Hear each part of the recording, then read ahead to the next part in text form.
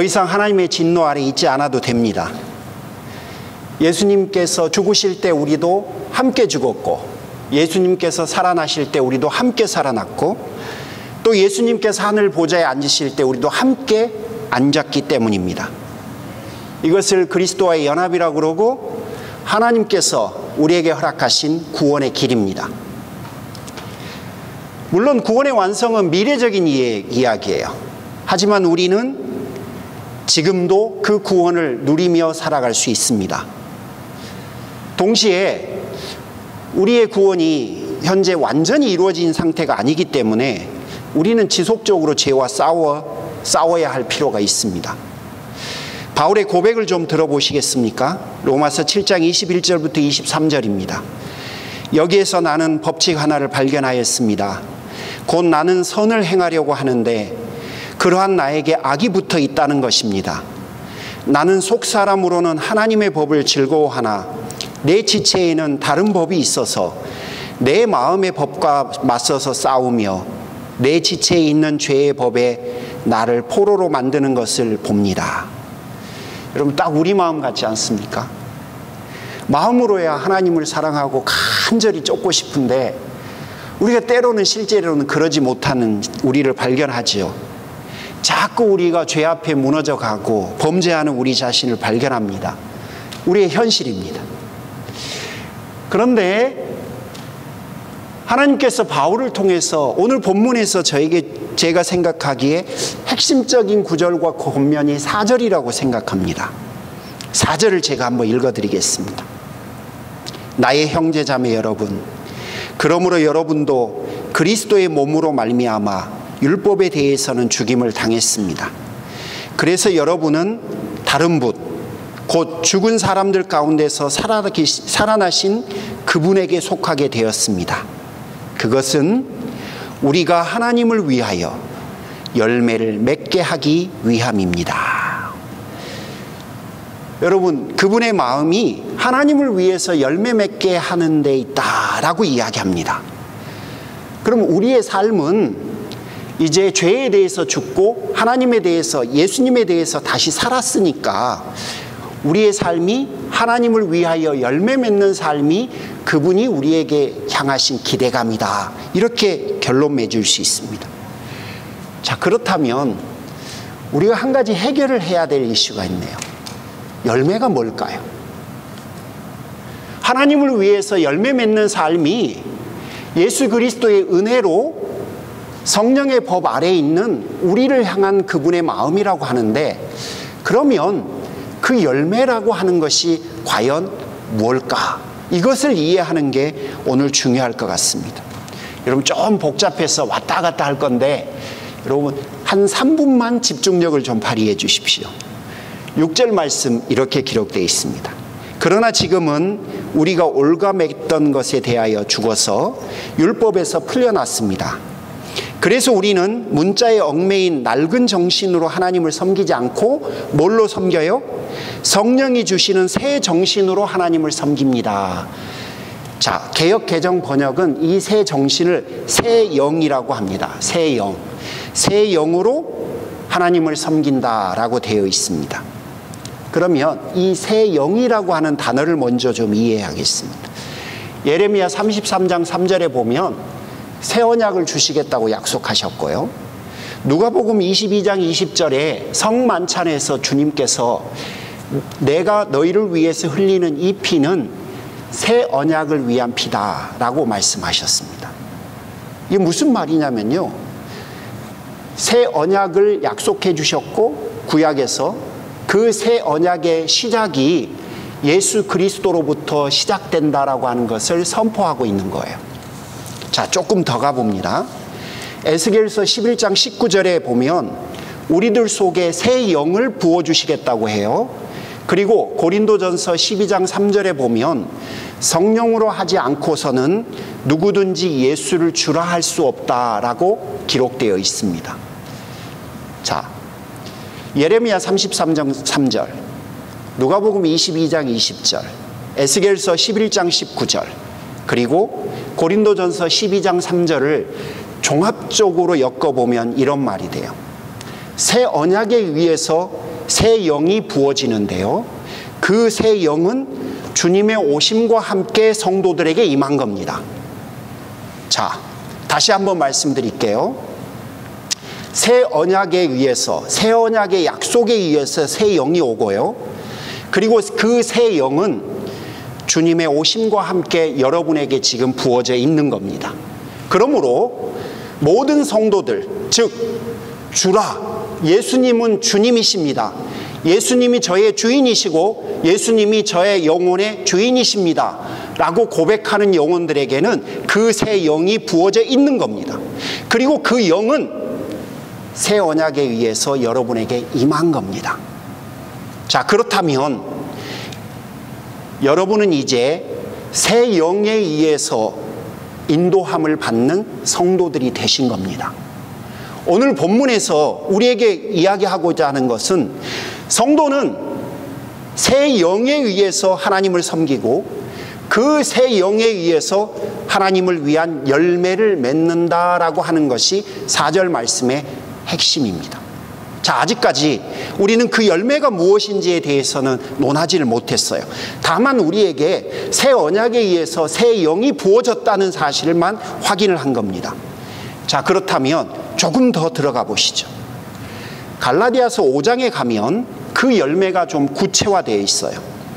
5장 1절 이하는 성도들에게 더 이상 종의 명예를 매지 말고 성령의 열매를 맺으면서 살라고 권면을 합니다.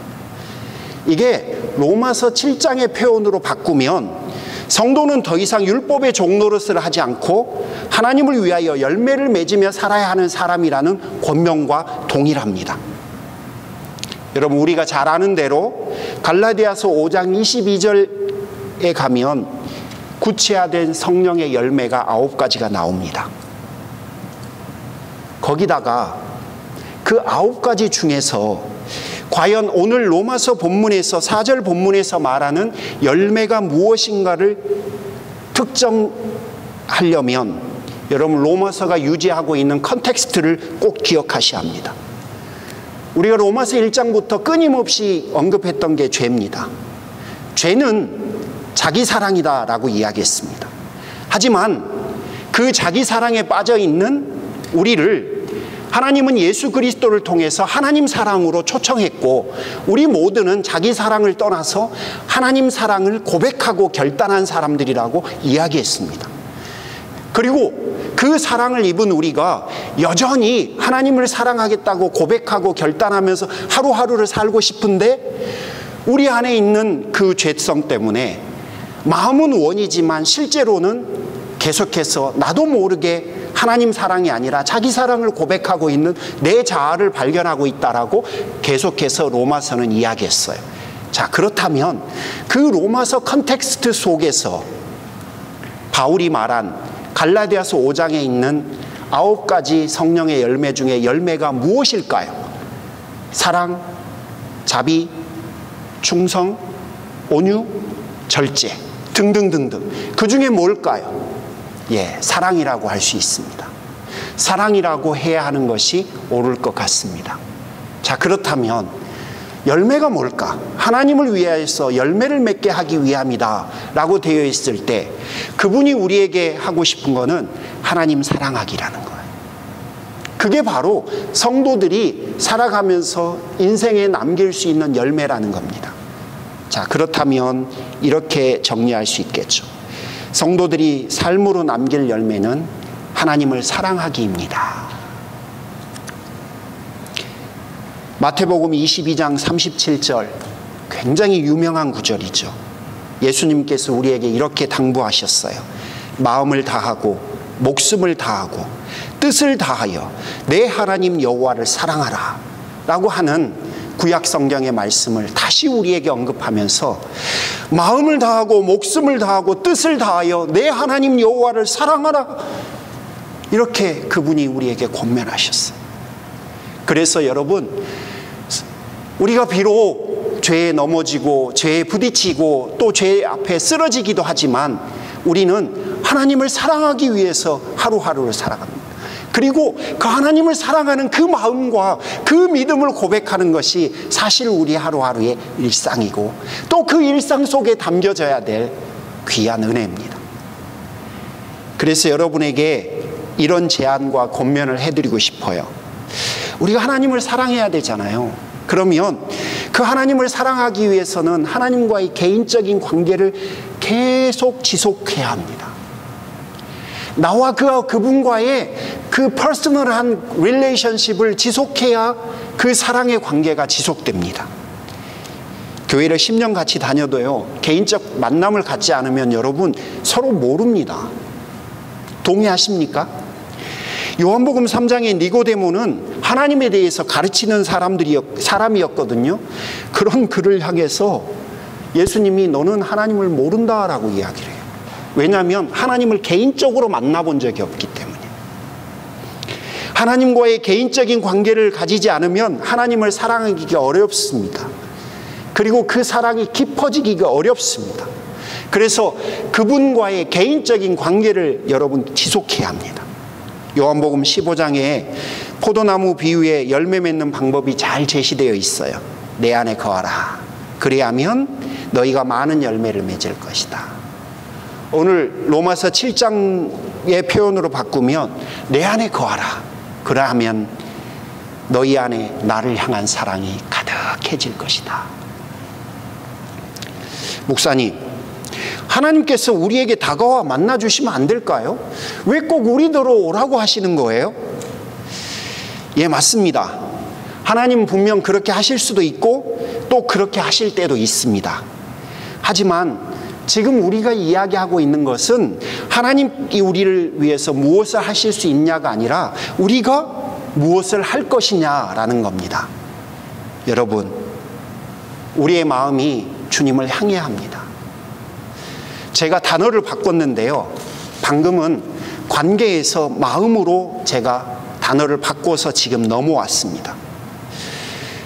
하나님과의 개인적인 관계를 맺으라고 해놓고 그 다음에 제가 마음이라고 하는 이야기를 여러분에게 지금 쓰고 있는 거예요. 이 이유는요, 우리의 마음이 우리의 생각을 지배하고 또 그러다 보면 우리의 삶이 그렇게 이끌려 갔기 때문에 그렇게 생각되어집니다. 여러분 조금 깊은 그 페이퍼 컷 한번 경험해 보신 분들이 있으실 거예요.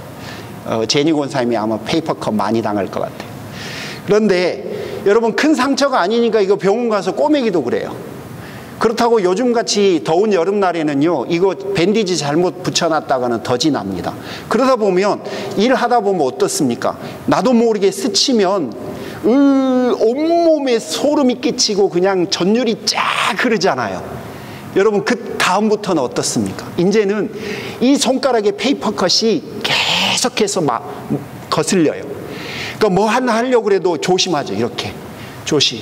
운전할 때 기어 바꿀 때도 이렇게 바꾸려고 그러죠. 그 다음부터는 어떻게 합니까? 온통 이 페이퍼 컷에 신경이 쓰이기 시작해요. 여러분 그게 우리의 마음이에요. 마찬가지예요. 마음이라는 게 바로 그런 거예요. 그 마음에 여러분 만약에 상처가 들어왔다고 한번 생각해 보십시오. 상처가 들어오면요, 온 마음이 그 상처에 신경을 쓰기 시작해요. 그러다 보면 우리의 삶은 이제 그 상처에 의해서 드라이브가 걸려요. 그쪽 방향으로 가게 돼 있어요. 분노가 와도 절망이 와도 여러분 마찬가지예요. 이때부터는 우리의 온 마음은 그걸 해결하는 것이 우선순위예요. 그러다 보면 각자 그걸 해결하는 방법들이 다르지만 보통의 경우는 자기 방어와 자기 보호를 합니다. 그 상처 때문에 내 마음을 방어하기 시작하고 내 마음을 보호하기 시작해요. 어떤 방식으로든 여러분 그렇게 합니다. 그러다 보면요, 별것도 아닌 것에 화를 내게 되고 또 더 큰 상처를 내 스스로가 만들어내요. 상처 때문에, 분노 때문에, 절망 때문에 우리는 우리 자신에게 결국은 갇히고 맙니다. 결국 내 마음속에는 아파하고 있는 내 자신만 남게 되는 거예요. 그러다 보면 그 사이에 하나님은 우리의 마음과 우리의 인생 속에서 점점 사라지게 됩니다. 반면에 내 자신을 보기를 그치고 하나님을 바라본다면 어떻게 될까요? 하나님을 생각하면 하나님을 바라보게 되고 우리의 마음에 하나님이 남게 되겠죠. 그러면 하나님을 더 사랑하게 되고 결국 우리 안에 하나님으로 가득 차게 될 겁니다. 시편 기자가 사망의 음침한 골짜기를 다닐지라도 내가 해를 두려워하지 않게 됩니다 라고 고백한 이유가 바로 그겁니다. 그가 푸른 초장에 있기 때문에 두려워하지 않는 것이 아니라 그가 비록 사망의 음침한 골짜기에 있다 하더라도 그는 자기의 마음속에 하나님을 남기기로 결정했기 때문에 여전히 그의 마음속에는 하나님을 향한 평안이 찾아올 수 있는 이유인 거예요. 여러분 어떠십니까? 따라서 우리 마음에 하나님을 남기기 위해서 애를 쓰는 것이 그분과의 개인적인 관계를 지속할 수 있는 좋은 방법이 됩니다. 만약에 우리 안에 성령과 또 주님의 역사가 사라진다면 어떤 일이 벌어질까요? 제가 조금 비약인 것 같은데요. 우리의 고집스럽고 반항적인 자아만 더 잘 드러날 것 같아요. 모두가 가지고 있는 그 반항적이고 모두가 가지고 있는 그 고집이 있잖아요. 그리고 내 중심에 그런 사고들과 관념들 있잖아요. 왕년에 한가닥 했든지 아니면 지금 내가 뭔가를 할 수 있든지 내가 알고 있는 것 그리고 내가 경험한 것 그런 것들이 더 많이 드러날 거예요. 만약에 그분의 역사가 우리 안에서 사라진다면 말이죠. 오늘 본문 5절이 염려한 결국 육신을 따라 사는 삶이 우리 안에 남게 될 거예요. 여러분, 성령님과의 개인적인 관계를 지속하셔야 합니다. 더 깊이 있게 하셔야 합니다. 그분과의 그 관계를 지속적으로 유지하셔야 합니다. 조금 더 나아가서 하나님을 최고로 높이는 마음을 가지셨으면 좋겠어요. 우리가 아까 주기도문 암송했잖아요. 하늘에 계신 우리 아버지 이름이 거룩히 여김을 받기를 원합니다. 우리는 그분의 이름이 소중히 여김을 받기를 또 사랑받기를 그렇게 기도했습니다. 이 마음처럼 우리의 인생이 하나님을 최고로 높이는 그런 삶이 되고 그런 인생이 되었으면 좋겠어요. 정말 귀한 인물인데요. 다윗 한번 생각해 보십시오. 그는 하나님의 영광을 지켜내기 위해 자신의 목숨을 걸고 골리앗을 향해서 돌진한 사람이에요. 그 영광을 지켜내기 위해. 시편 23편 1절에 여호와는 나의 목자시니 라고 합니다. 우리는 하나님의 보살핌을 받고 있습니다. 그래서 너무 안심되고 사실 행복해요. 그 다음에 부족함이 없다 고백해요. 부족함이 없는 삶, 결핍이 없는 삶, 모두가 정말로 꿈꾸는 그런 삶이죠. 그런데 여러분 진짜로 그런 삶이 가능하다고 믿으십니까? 저는 믿습니다. 저는 하나님 때문에 그런 삶이 가능하다고 믿어요. 바울이 빌립보서 4장 11절에서 자신이 어떤 형편에 처했든지 자족하기를 배웠다라고 이야기하는데 저는 이게 힌트라고 생각해요. 고린도후서 11장에 보면 그가 살면서 처한 수많은 고난들을 쭉 나열하거든요. 그 중에 선교하러 가는 길에 배가 파손되었다고 기록되어 있어요. 그런데도 그는 자족하고 즉 부족함이 없는 행복한 삶이라고 고백을 합니다. 제가 보스턴 항구를 한번 가본 적이 있는데요. 거기 가보니까 산호세 집보다 비싼 배들이 질비해요. 여러분 저는 요트가 그렇게 비싼지 몰랐습니다. 여러분 지금 머릿속으로 상상하실 거예요. 우리 집보다 비싸단 거야? 예, 여러분 집보다 비싸요. 나중에 기회 되면 한번 보십시오. 그 부둣가에 이렇게 복덕방들이 질비한데요. 그 복덕방들은 집 내놓은 복덕방이 아니고요. 이게 다 요트 내놓은 복덕방들인데요. 처음에는 저 잘못 본 줄 알았어요. 그러나 이게 상상을 초월하는 가격이에요. 이 만약에 그런 배를 대신 하나 주신다면 그때는 모를까. 저는 개인적으로 사실은 마음에 안 듭니다. 선교하러 가는데 배가 파손됐다며. 그거 말고 반대로 선교하러 갔더니 그냥 그렇게 비싼 배를 하나 떡 나에게 주셨다면 감사하고 자족하고 그분 앞에 정말로 진심 어린 감사를 드릴 수 있을 것 같아요. 그런데 다윗과 바울의 부족함이 없는 삶, 이게 그런 모습이 아니거든요. 여러분이 이미 알고 계시지만 다윗이나 바울은 그런 이유 때문에 자족하고 부족함이 없다라고 말씀하지 않으셨어요. 뭐 때문이었을까 추정하다 다윗은 적어도 시편 1편 때문이었을 거다, 그런 생각이 듭니다. 시편 1편에 그는 주야로 묵상하는 자다라고 하는 고백을 합니다. 여러분, 한번 상상을 해보십시오. 주야로 그분을 묵상해요. 이런 인생을 살다 보면 시간이 지날수록 목자에 대한 신뢰가 그 마음속에 쌓여가지 않을까요?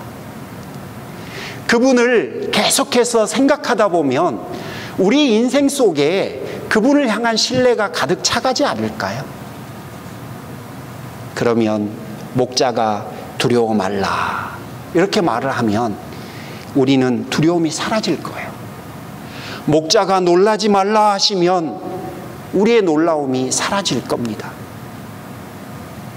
우리가 주님과 함께 살아가고 우리가 그분과 함께 지금 동행하고 있음을 우리 스스로가 경험하고 있기 때문에 그렇습니다. 사랑하는 성도 여러분, 잊지 말아 주십시오. 하나님은 여러분의 삶을 황폐하기 위해 오신 분이 아닙니다. 오히려 황폐해진 우리의 삶을 풍성한 은혜로 빚어가기 위해 오신 분이십니다. 그분과 가까이 지내시기를 권합니다. 방법은 다양할 수 있겠죠. 그러나 역시 주야로 그분을 묵상하는 것이 가장 좋다고 생각합니다. 사랑하는 성도 여러분, 마음을 주님께 주십시오. 그분에게 마음을 주십시오. 여러분의 마음을 어떤 상황에 처했든지 계속해서 주십시오.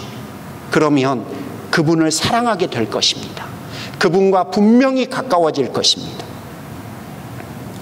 다른 한 가지는요, 사랑의 길을 걷다가도 우리는 종종 하나님을 사랑하는 일에 실패하기도 합니다. 혹시 여러분이 그분을 사랑하는 일에 실패하셨어요? 걱정하지 마십시오. 그리스도에게 다시 오시면 됩니다. 주님이 여러분을 다시 회복시키실 겁니다. 민수기 12장에 보면요, 아론과 미리암이 모세를 비방합니다. 그 일 때문에 이 둘은 문둥병에 걸립니다. 마태복음 26장에 보면 베드로가 예수님을 3번이나 부인합니다.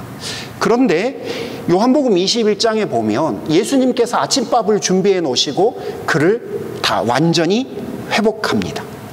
회복시키셨습니다. 여러분, 이 둘에는 명백한 차이가 좀 있지 않습니까? 여러분, 제가 지금 하고자 하는 이야기는 예를 들고 이해를 시켜드리려고 예를 든 겁니다. 여러분, 너무 깊이 이 둘을 대조적으로 보지 말아 주십시오.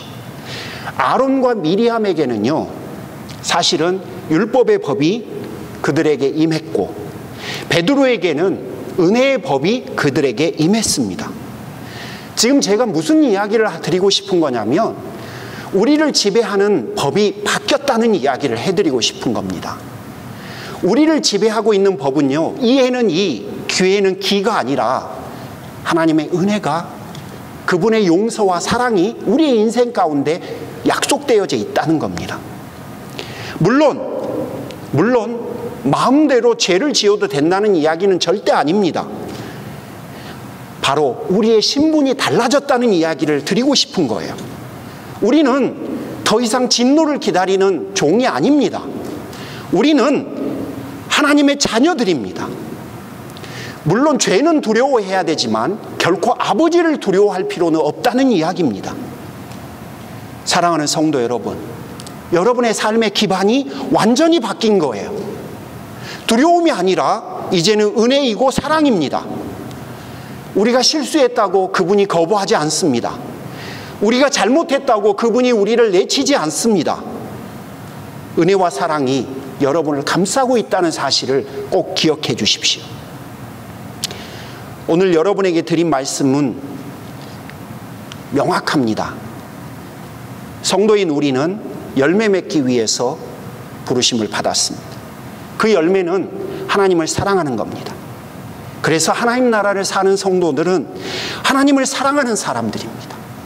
그 하나님을 사랑하는 그 사랑을 잃지 않고 그 하나님을 향한 사랑을 늘 우리의 마음속에 간직하는 사람들입니다. 마음속에 그 사랑을 간직하면 우리의 삶이 하나님을 사랑하는 것을 향해서 나아가게 되어 있어요. 내 마음속에서 내 삶이 그렇게 시작되는 거니까요. 그리고 내 마음속에서 품고 있는 그것이 우리의 삶을 그렇게 이끌기 때문에 그렇습니다. 여러분, 마음속에 하나님을 품으십시오. 마음속에다 그분을 늘 묵상하는 것을 지속하십시오. 그러면 여러분, 우리가 하나님을 더 사랑하게 됩니다. 그리고 내가 하나님을 사랑하는 게 그게 바로 하나님께서 우리를 기뻐하시는 이유이십니다. 사랑하는 성도 여러분, 혹시 실패하셨어요? 다시 하나님을 사랑하시면 됩니다. 여러분의 삶은 그 사랑으로 인해 계속해서 자라가실 거예요. 여러분, 오늘 그 마음을 우리의 마음속에 좀 품었으면 좋겠어요. 하나님을 사랑합니다. 제가 하나님을 사랑합니다. 제 마음이 하나님을 향합니다. 제 마음의 소원이 하나님을 사랑하는 겁니다. 어제보다 오늘 더 사랑하는 걸 원합니다. 주님, 제 사랑을 받아주십시오. 여러분, 그렇게 주님을 사랑하시면서 이번 한 주간도 사시기를 주님의 이름으로 축복합니다. 기도하겠습니다.